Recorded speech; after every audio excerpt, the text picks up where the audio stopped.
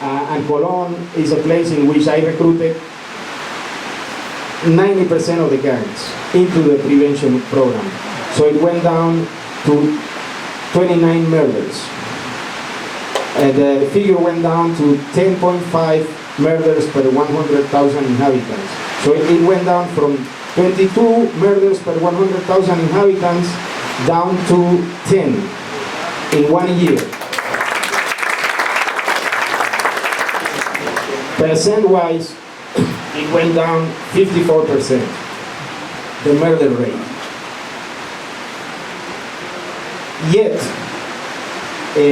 Chiriqui last year had 23 murders by the end of July. This year, 24, one more. Last year, the murder rate by July was 5 murders per 100,000 inhabitants. This year, 5.3. The percent change is that it has gone up 3.7%. So if you compare Chiriqui to Colón, even though Colón murder rate has been shaved 50%, Chiriqui is half the murder rate of Colón. Colón is 10, Chiriqui is 5. So Chiriqui is a very safe province. But you see in the media that the media says that Chiriqui is wasted. The crime has taken control of the province. And I don't agree with that. Well, we do. The crime has gone up in Chiriqui, I agree with that. But still we have a very safe province. No. Well, if you want to, obviously these are Latin American figures. If you compare, for instance, with the US is 4.5 murders per 100,000 inhabitants. Panama this year will be 12 murders per 100,000 inhabitants. So obviously the US is a developed country and Panama is a developing country. So, but if you see, for instance, Taiwan or Singapore or Switzerland, those countries are less than 1 murder per 100,000 inhabitants. So obviously you cannot compare developed countries with a developing country like Panama. But let me show you also Panama City, or the Panama province, I'm sorry. Last year it had 205 murders by the end of July. That represented a murder rate of 13 murders per 100,000 inhabitants. This year, 164 murders, which represent 10 murders per 100,000 inhabitants, a drop of 21% less. So let's see. So Chiriqui is safer regarding murders, safer than Colón and Panama province, also safer than Los Santos province, also safer than Western Panama province, which is Arajana and Chorrera, and as safe as Herrera and Cocle provinces. So comparing with other provinces, Chiriqui is a fairly safe place. And most crime is located in urban areas like Paso Canoas, David, and Puerto Armuelles. The figures will be even lower when you talk about Boquete or Dolega or Hualaca, for instance. Okay, let's go to the next one. Here is a comparison between Panama and neighboring countries, murders per 100,000 inhabitants. So Honduras, those who want to move to Roatán, 75 murders per 100,000 inhabitants. Belize, 44. Jamaica, 39. El Salvador, 32. Guatemala, 31. Colombia, 30. Dominican Republic, 18. Panama last year, 16. But this year we will end, right now it's 10, and we will end close to 11, 12 murders per 100,000 inhabitants. Costa Rica, 9.5. But I'm sure that with the system that we have put in place, in 2 more years, as of January 2016, we will bring it down to 9 or even less than 9. I have no doubt about it because I see the system working and I have seen the results. Let's go to the next one. So, this is a screenshot of the government plan of the previous year. And I like this when I saw it because it says a lot of what we have been able to achieve. Their goals, or our goals, because my political party was an alliance with Martinelli's party for 24 months. After that we have some small disagreements. But their goal was a 15% reduction of the murder rate, the willful injuries rate, and the simple theft rate in a 3-year period. That was the goal they had. So we have been able to achieve that goal not in 3 years, but in 1 year, and actually we not only achieved the goal, but we surpassed the goal just in 1 year.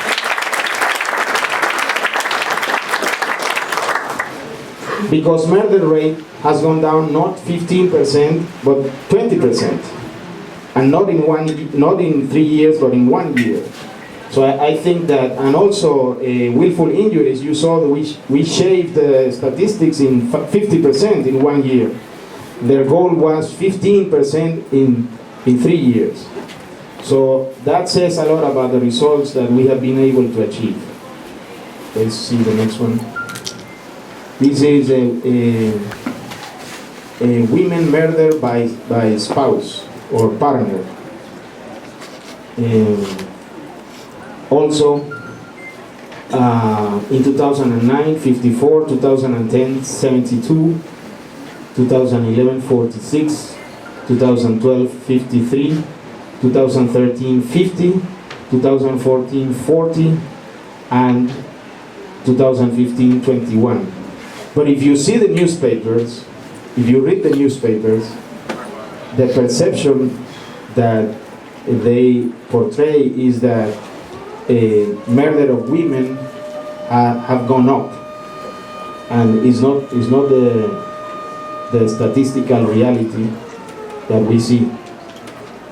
Let's see the next one.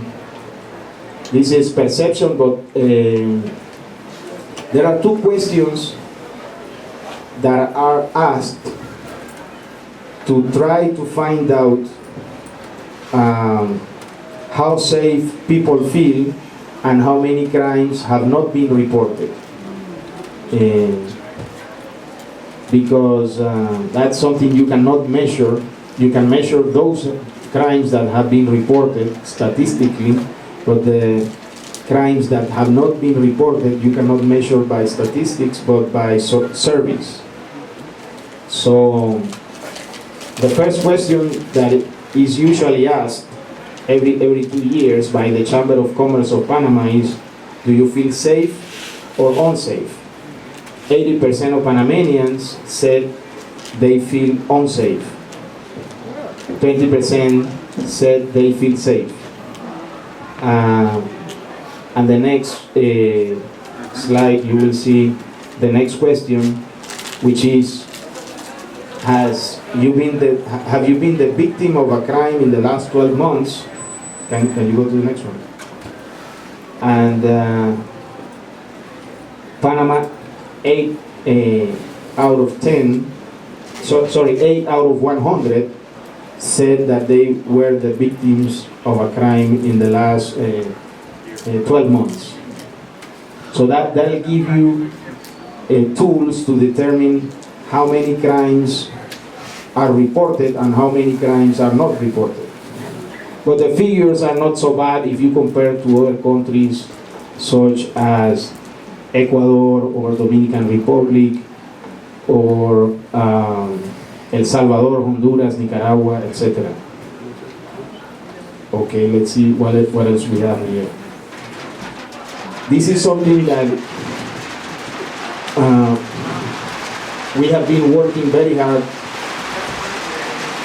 I have appointed 150 new intelligence guys to conduct drug interdiction. And this figure is not updated, but this is just to give you an idea the cocaine problem that we have both in Colombia and in the U.S. In the year 2000, from the year 2000 to the year 2006, we were interdicting between 10 and 5 tons of cocaine every year. Tons. So we basically can fill this room with cocaine killers. In 2007, it went up to 28 tons. 2008, the cocaine interdicted went up to 50 tons, and it remained around that until 2010. 50 tons of cocaine interdicted every year. Then it came down to 40, 35, 43, and 2014, 39. Now this figure is not updated, but now we are reaching 50 tons again, because we've been going out. We've been going out to the 50, 100 nautical miles from the shore, and we found out that they were circumventing the 12 nautical mile territorial sea area, and they were going as far as Galapagos Islands, and then up to Mexico and Guatemala. So we are going further away. We are planning to buy two sets of drones with radars, because these drones are very cheap to fly, and you can send them out, and you can fly them up to 10,000 feet, and so they have a lot of coverage. Go fast boats coming from Colombia to Panama are very easy to identify through radars because they go very fast, and so you can differentiate fishing boats from go fast boats because of the speed. So the radars don't need to be very precise, just to give you the location of the boat. And so this is a big problem, because they get into our shores and they need local people to hide the drugs, to move them all the way up to Paso Canoas and then to Costa Rica. And so local people get involved. They make a lot of money. And so when the policemen go undercover into small coastal town, they try to mingle with people, and they see a fisherman that doesn't have the simple house he used to have, and now has a 2-story house with a Hilux Toyota. That means that there is something going on. And so we start, we conduct a lot of intelligence all over the Pacific and the Caribbean shore to try to find these guys, and it's not easy. This week uh, President Varela launched an operation to block both oceans, 50 miles of the Caribbean Ocean and 50 miles of the Pacific Ocean close to Colombia. So we have on a permanent basis patrol boats, interdiction boats and airplanes, and also in the jungle. And the idea is that not to say, well, we have been successful because we interdicted a lot of drugs, but we have been successful because we prevented drugs from touching national territory. So it's another way to attack this problem. Hopefully we will be able to keep this blockade on a permanent basis. That's the idea. And the American Embassy has dozens of agencies working together with us and helping us in every way possible. And we understand that this is not a Colombian problem or an American problem. This is a problem of all of us. And so we are pushing very hard to bring this business down. Okay. Well, this is Panamanians don't trust these figures that I just showed you because nobody trusts politicians.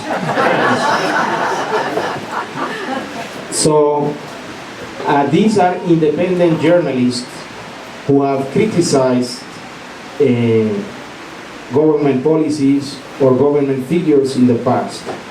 And I have challenged them and I have told them, look, here are the figures, find something wrong and tell me. And they have gone publicly to say that the figures are okay. So I will leave those with you so that you can translate them into English. Okay, what else? Yeah, this is the same. All right. The same, yeah. Actually, a foundation from Central America has reviewed our statistics and they have agreed that they are based in true facts. Okay? So this is it. Thank you very much.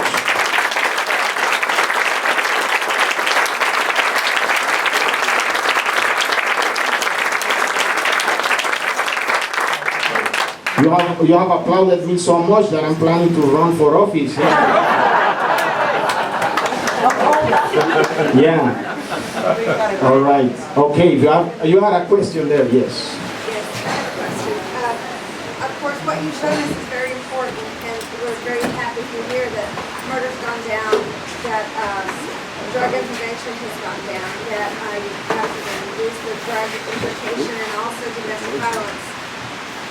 What this community feels is the breaking and entering, the impact, the shocking impact that we feel victimized because we are gringos with blue eyes and white hair. We have a big dollar sign on our forehead, and there's the victimization of the breaking and entering, and the problem that the local police have explained to us. The fact that who's committing the crimes are juveniles that cannot be prosecuted or cannot be punished or prevented, or they get a little slap on the wrist and they come into a home and they'll wipe us out completely, and then they get a slap on the wrist and we don't get our merchandise returned. And of course, I'm certain that you know of the two crimes where we have lost individuals, and one was physically, she's still trying to recuperate in the hospital, clinging to life because of this. And so I would like you to speak to that issue if you don't mind. Yes. Well, there is a juvenile crime law in Panama, which is very soft, and it meets UN standards. Those standards are drafted by Europeans, and I respect Europeans a lot. I did my master's degree in England, and British say that that's not Europe, but it is. But Congressman Samir Gosaine from David is the one who is leading the path for those who are those congressmen who are willing to change the law and increase the precautionary measures to incapacitate those juvenile criminals. And so this is something we have to do. And I agree we have to do it because the law has become an incentive for criminal gangs to recruit juvenile criminals, and so they become the operating arm of bigger organizations because they will not be punished properly. So congressmen are working towards this. I cannot change the law because I'm not a legislator, but I know, for instance, that Tina Athanasiadis, your congress lady here for this Boquete, Dolega, and Hualaca region, agrees also with that. And my brother is a congressman for the Volcan Bugaba area, as if we didn't have enough with one politician in the family. And he's also supporting that initiative. Problem is that we have signed treaties with UN standards, and in Panama treaties have a higher hierarchy than law. So they will have to find a way to circumvent that problem. But I totally agree with you. I think that we need more strict rules when it comes to juvenile crimes. And regarding theft and robbery, next year we already have an appropriation in the budget of the Ministry of Public Security to purchase at least the first phase of a CCTV system for the whole country. So far, the police has given us the location for 2,000 video surveillance cameras. And the system is going to be very effective. With President Varela, you have to justify everything in the sense that you are going to get your money back. So this is what I told him. I told him, the public transportation system has taken more than $2 billion of our money with the metro and the metro bus system. And public transportation is issue number 4 in the polls, or number 3. Public security and crime is issue number 1 for Panamanians in the polls. The CCTV system could cost between $25 and $30 million. So it is a good investment because you are addressing the biggest concern of Panamanians, taking into account that for the number 3 concern you spend $2 billion. So I think that, and then the CCTV system includes not only the cameras, but also the fiber optics network to transfer the high definition videos from the cameras to the command and control centers. Then the command and control center is intelligent in the sense that it has a lot of applications, and I'll give you 4 applications that we are planning to have. One is a panic button for the merchants, hotels, restaurants, banks, etc. So they download the application in a mobile device, and if there is a crime being committed against the merchant, they press the button and the police will immediately get an alert in the command and control center, and they can point the cameras directly to the site because they know, the police will know exactly the location of the device. So they will point the cameras to that location, and they will also be able to see which policemen are close to the crime scene to send them immediately. We will have CCTV system for Boquete. For actually all over the country we have it. So How many in Boquete? that depends on the chiefs of police. They will tell us. But they are the ones who know. But another application is the automatic number plate recognition. So the guy is robbing the bank, and we get the information from the panic button. We look to the car plate, and we are able to follow the car through the video surveillance cameras. But we can also, with this application, we can also look at the location of the car 1, 2, 3, 4, 5 years before the crime was committed. So as the guys are running away, we know who they are, what they were doing 2, 3 days ago, and when we catch them, we will give them a beautiful video of their lives to the prosecutor. So, and also it has a face recognition. You see, it's a technology that is not being perfected.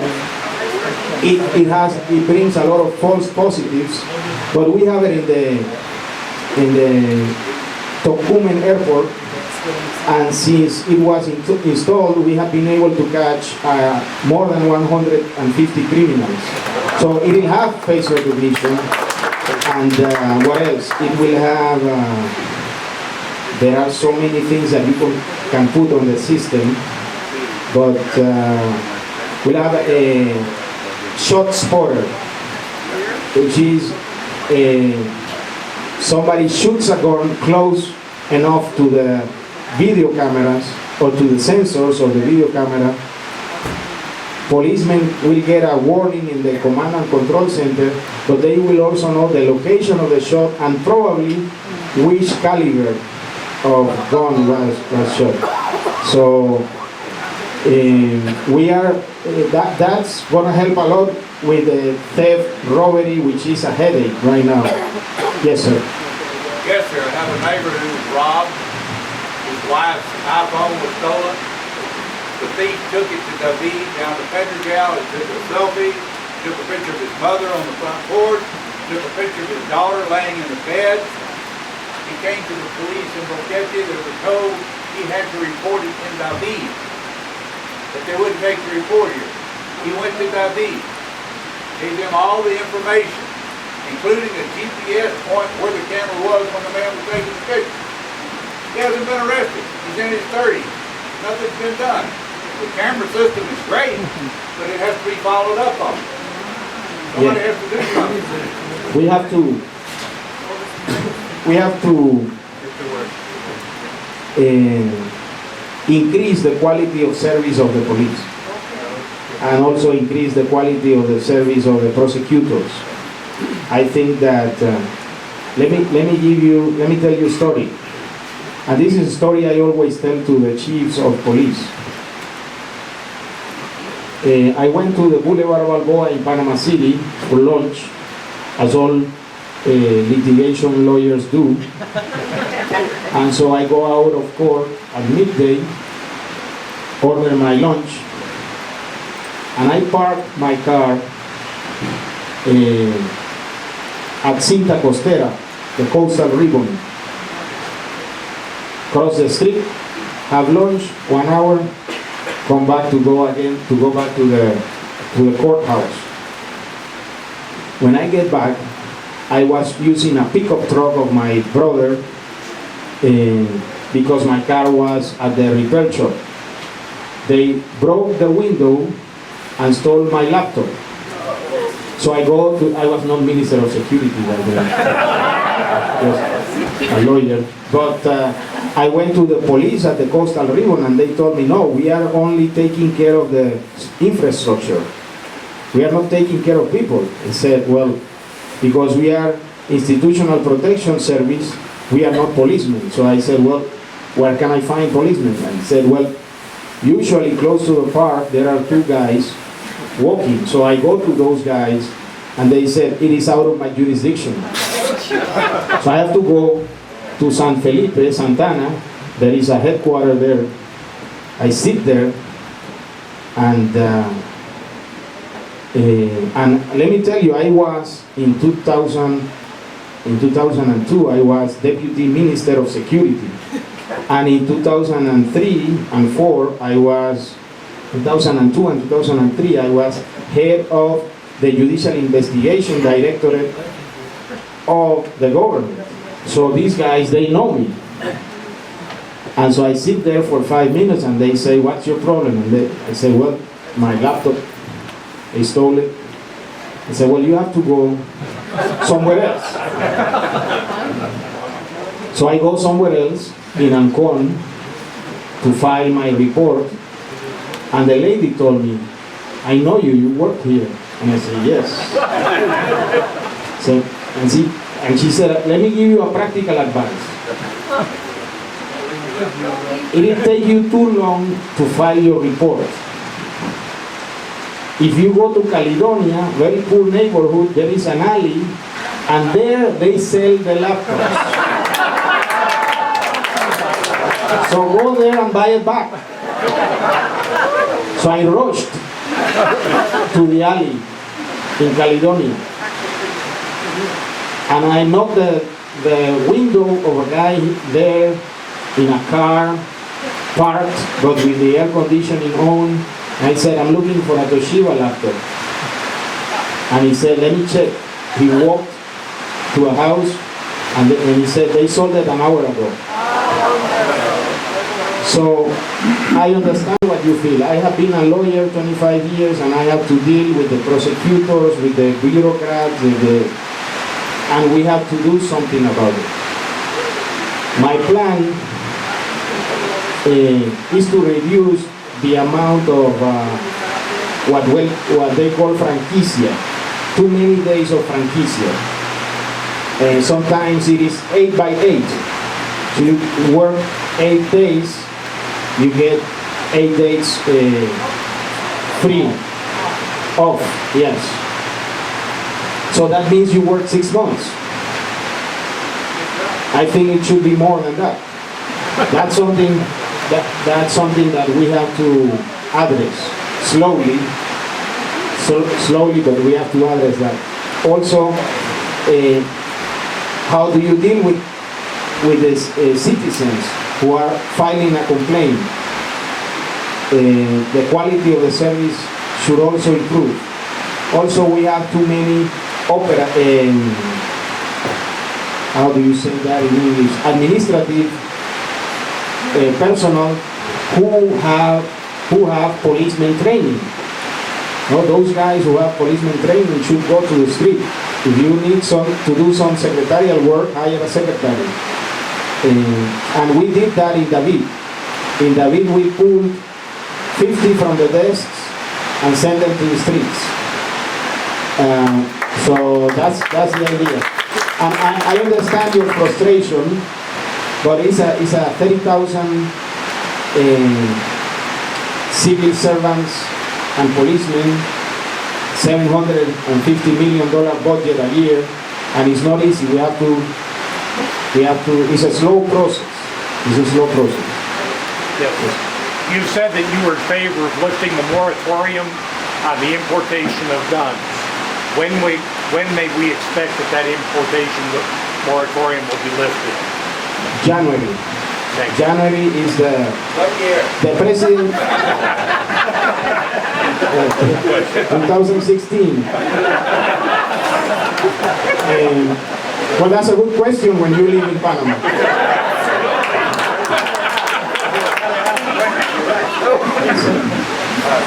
In the area of small crimes, petty crimes, do you see any correlation between the level of crimes and the economy and the inflation?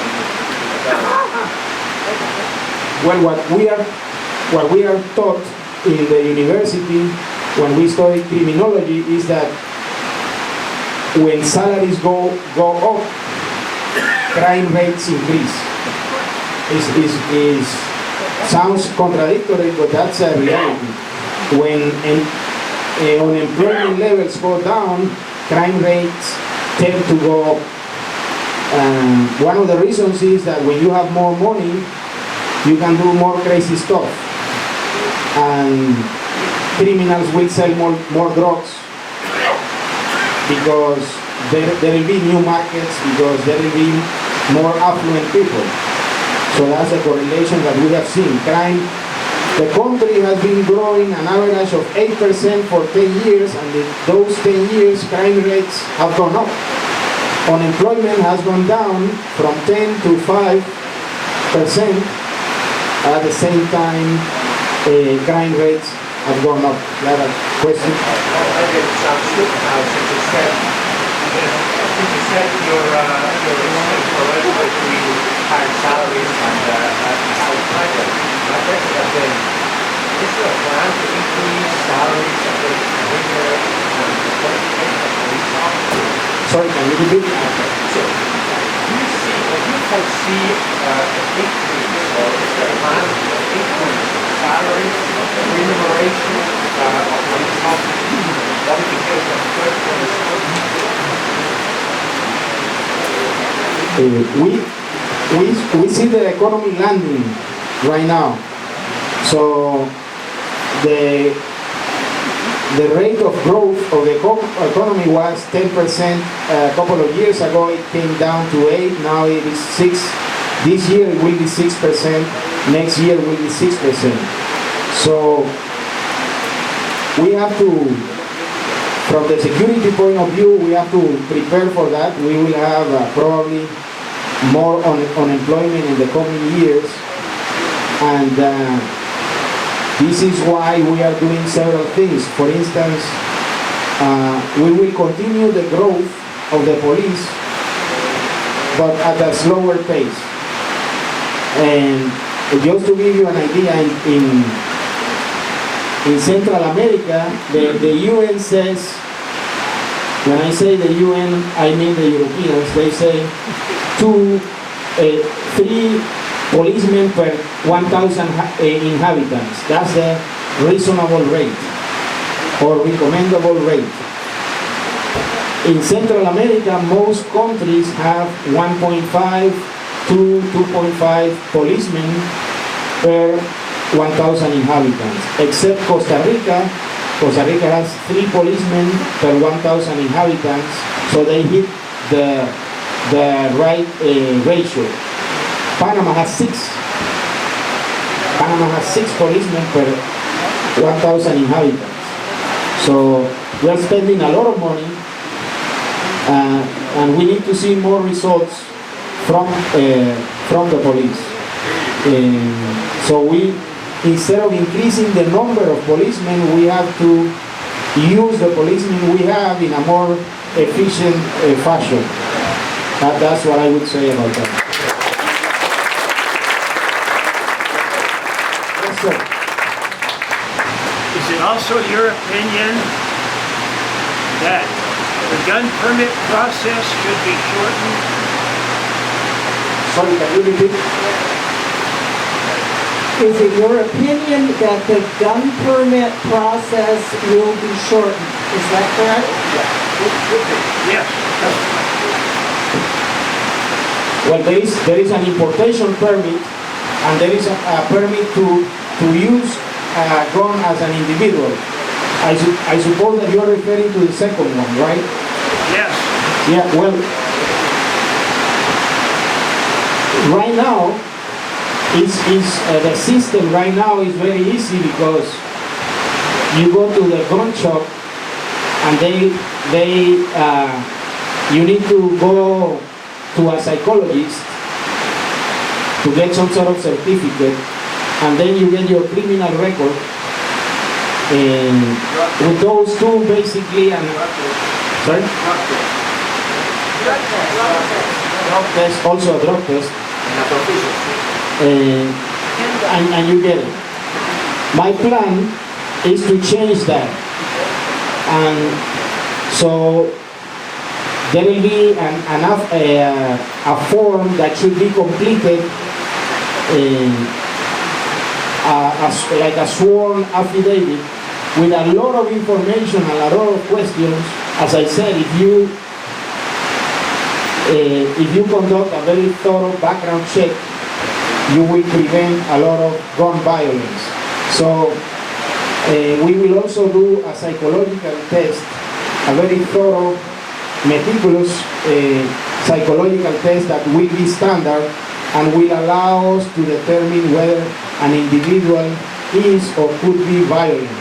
And also the background checks, the criminal records will be studied in a more detailed manner. So we will not only request your criminal record certificate, but also, depending on your profile, we will send someone to review if you have domestic violence problems at the municipality or in some other agencies or entities. That doesn't mean that necessarily the process will be slower and more bureaucratic. We have to make it, even though it will be more thorough, we have to make it more efficient and more expeditious.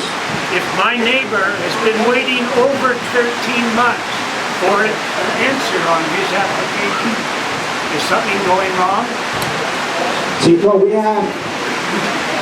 inherited piles of files from the previous government, and we are processing the new ones and the old ones. I think that in 5 or 6 months we will catch up and we will be able to issue the permits rapidly. Yes. Also the existing ones? Yes.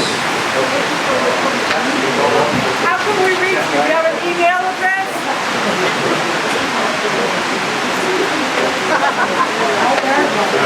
Yes. You can contact Gilberto, is my assistant. Gilberto is from David, but his mother is from North Carolina. All right, so how? He will give you the contact information. I receive a lot of requests every day, and I can barely handle all the requests that I receive. Sir.